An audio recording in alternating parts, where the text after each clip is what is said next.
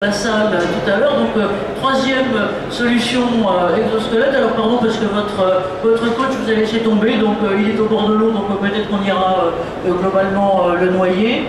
C'est pas sympa. Mais vous Benoît, alors, moi je connais Benoît déjà depuis un petit moment, je suis allé visiter aussi son atelier de production et regarder un petit peu globalement ce qui était globalement développé là. Vous venez, vous êtes ingénieur, donc vous avez travaillé pour l'industrie notamment automobile, pour la cité depuis un petit moment. Et ensuite vous avez développé de l'innovation dans une forme de pôle d'excellence normalement sur l'Ouest. Est-ce que vous pouvez nous parler là aussi un peu de vos exosquelettes, comment vous les développez et pour qui? Alors bonjour à tous. Moi l'expérience sur laquelle je voudrais avancer un peu, je vais pas revenir sur ce qui a été dit parce que toute la partie médicale, toute la partie spécifique sur une application, c'était très intéressant et pas grand chose d'autre à apporter parce que c'est vraiment dans les mêmes démarches que nous. Donc nous, notre vocation, c'est d'essayer d'aller au plus près des clients pour regarder les cas d'usage et voir de quelle façon les produits que l'on distribue, puisque pour une partie nous sommes distributeurs de produits, ou les produits que l'on conçoit, vont pouvoir apporter des solutions par rapport à ces problématiques. Alors, je vous arrête Benoît, pardon, la règle du jeu c'est pas de commercial. Donc là on va vous présenter une appli. Donc pour venir sur la partie de collaboration que l'on a fait avec donc, la société Beneteau notamment, mais aussi avec Navalgroup, on a travaillé beaucoup sur cette problématique de travail bras levé pour arriver d'un premier produit à un produit non pas sur les aspects médicaux, mais sur les aspects purement ergonomiques, travailler avec le client, avec l'entreprise et ses cas d'usage, et j'insiste aussi bien là-dessus, à améliorer le produit pour qu'il soit accepté et intégré par les salariés qui l'utilisent. Chez Beneteau, notamment, on travaillait essentiellement sur un poste de travail qui est le ponçage des coques de bateau, comme on a beaucoup travaillé sur la soudure avec Navalgroup, Agathe pourra peut-être nous dire aussi. Et là, on est parti, par exemple, et c'était remonté par Claude et par Lionel, sur un produit qui au départ pesait 4,5 kg, qui aujourd'hui pèse 2,3 kg. C'est fondamental pour l'acceptabilité par la personne du produit. On a travaillé sur un produit qui, au départ, était un ensemble complet. Aujourd'hui, le produit est adapté à chaque personne, chacun a son gilet et chacun a son équipement. Et l'entreprise a l'équipement complet.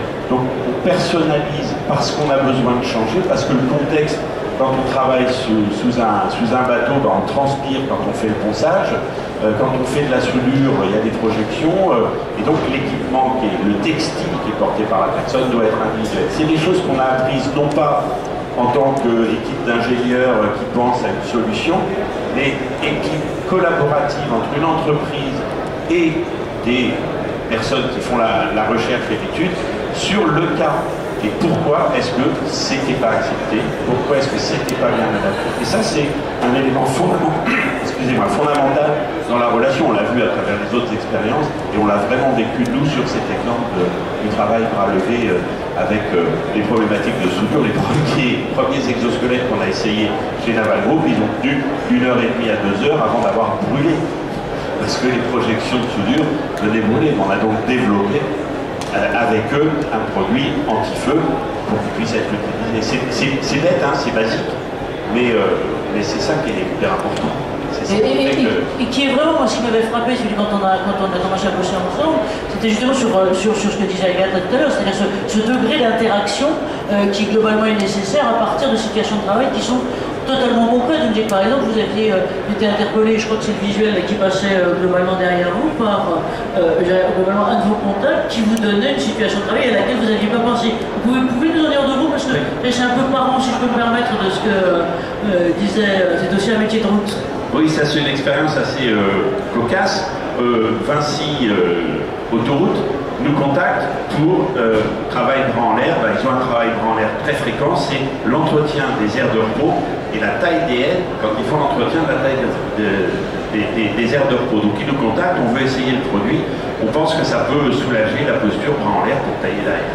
Donc on va les voir, on fait les démonstrations et Ils nous disent, ouais, c'est super, ça marche bien, on vous en commande. Derrière ça, ils disent, mais on a un autre problème, c'est les gars qui posent les cônes de signalisation sur l'autoroute. Alors nous, on leur dit, attendez, ils sont penchés, on vous dit que c'est un produit pour le travail bras levé, ils sont penchés vers le bas. Et en fait, quand ils l'ont essayé, on est penché vers le bas, mais le mouvement de bras qu'on fait, c'est ça. Et on empile des cônes dans notre camion, on les dépile du camion, donc une très grande partie du travail qu'on fait, c'est pas les bras en l'air, mais en tout cas, c'est les bras au-dessus du niveau du cœur, et c'est le mouvement, et c'est évidemment, avant tout, des troubles musculo-squelettiques de l'épaule. Et puis, de fil en aiguille, quand on a fait des essais, c'est ce qu'on voit sur la vidéo, et maintenant, ils l'utilisent pour les deux situations de travail, à la fois pour le taille-haie et pour cette application-là. Une autre demande aussi, c'est ce que j'évoquais tout à l'heure, que vous m'aviez expliqué chez vous, qui était cette demande d'une collectivité. Donc c'était pas du tout à l'industriel, pas du tout quelqu'un des travaux publics, pas du tout à l'entrepôt de manutention, mais là aussi c'est significatif des nouveaux besoins. Oui, c'est la communauté l'agglomération de La Roche-sur-Yon qui gère une salle, alors moins grande que celle-là, mais une salle des expositions. Et ils ont des équipes qui posent les tables. Et si vous avez déjà dans les associations dans lesquelles vous participez posé les 25 tables pour le déjeuner qu'on fait à la fin de l'expo, faut porter la table, il faut faire un super beau mouvement, la mettre verticale pour pouvoir ouvrir les pieds, puis il faut la reposer après ça.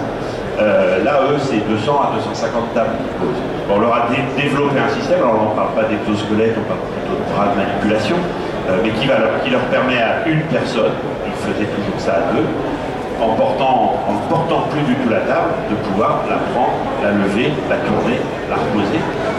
Donc là aussi, on parle d'un besoin opérateur sur les gens nous contactent sur des problématiques assez variées, mais il faut toujours se rattacher au cas d'usage. Aujourd'hui, on est en train d'installer des bras aussi pour des éleveurs de vaches, pour la traite des vaches, et pour positionner la machine à traire sur les pieds de la vache, parce que le mouvement il est répétitif. Quand on a 80 vaches à équiper, à traire matin et soir, ça fait quelques mouvements.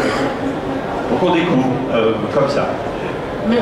Merci à vous. Je vous propose qu'on l'applaudisse et puis on va rentrer dans l'autre partie. Merci à vous. Mais vous restez là. Vos réactions, je dirais à vous tous, alors à la table, parce que c'est la table et donc ils ont tous les droits, mais globalement aussi à vous tous sur questions et autres. Vous avez vos trucs à penser. Voilà, donc voilà, on va rentrer dans cette partie un petit peu d'échange. Alors, voilà, toujours le gourou d'abord, et puis Agathe, quelqu'un le micro, donc de tous. Juste, je voudrais dire qu'il y a une discussion avec les délégués du personnel, les représentants, parce que la première question, c'est oui, mais ça veut dire qu'on va supprimer des postes, qu'on va demander à l'opérateur de travailler plus. Donc il faut tout de suite contrecarrer et tout de suite répondre que pour l'employeur, c'est la qualité du travail et le maintien dans l'emploi. Il a la même vision quand même que nous en médecine du travail. Hein. Mais lui en plus, il voit la qualité du travail.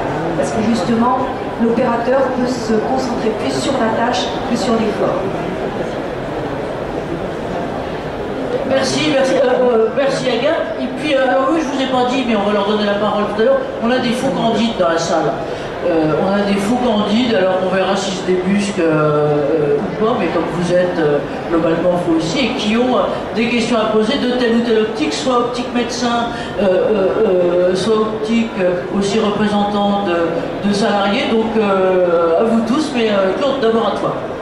Non, je voulais dire aussi qu'en fait, on a un gros avantage sur cette technologie, c'est qu'on travaille avec tous les industriels. Il y a beaucoup d'industriels français. Il y a ici SNCF, moi chez Airbus, il y a Renault, il y a Peugeot. On est tous ensemble, on se voit régulièrement grâce à la FNOR, entre autres. Et c'est vraiment passionnant parce qu'on échange et on partage, et c'est comme ça qu'on évolue aussi. Et on apprend des autres. Ça c'est un point qui est très important. Notre truc est court et donc on ne peut pas inviter eux, mais c'est vraiment important ce que vous disiez tout cela, c'est que vous appuyez sur les acteurs, sur les opérateurs, mais aussi entre vous pour créer du savoir, et ce que disait Lionel tout à l'heure, qui est la culture de sécurité. Pardon, je suis en train de te couper les chiffres. Je voulais juste rebondir sur ce que disait Agathe. C'est pour ça qu'il faut essayer de ne plus parler de termes d'exosquelette, parce qu'il y a toujours le mythe exosquelette Ironman, on va soulever plus lourd, on va travailler plus, etc. Il faut bien prendre conscience que c'est un dispositif d'assistance physique. En gros, on a tous vu des matchs de foot à la télévision et au bout d'un moment, les joueurs, quand ils sont dans le rouge, ben, ils sont moins efficaces, ils font des erreurs, etc. etc. Et ben là, avec un dispositif d'assistance physique avec nos agents, c'est-à-dire que, ben, comme l'exo-push, hein, ils sont moins dans le... Ils forcent moins, quelque part, ils sont plus vigilants, ils sont moins fatigués. Et c'est vraiment une assistance. Donc, en revanche, ce qu'ils conservent constamment, c'est l'expertise pour savoir si le bitume est bien enrobé, est bien étalé, savoir si la semelle de frein elle est bien remontée, si c'est bien poncé, etc. Ça, l'exosquelette, il ne sait pas faire.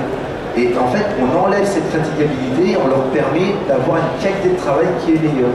Donc c'est bien un dispositif d'assistance physique et c'est pas un système de gain de production ou de productivité.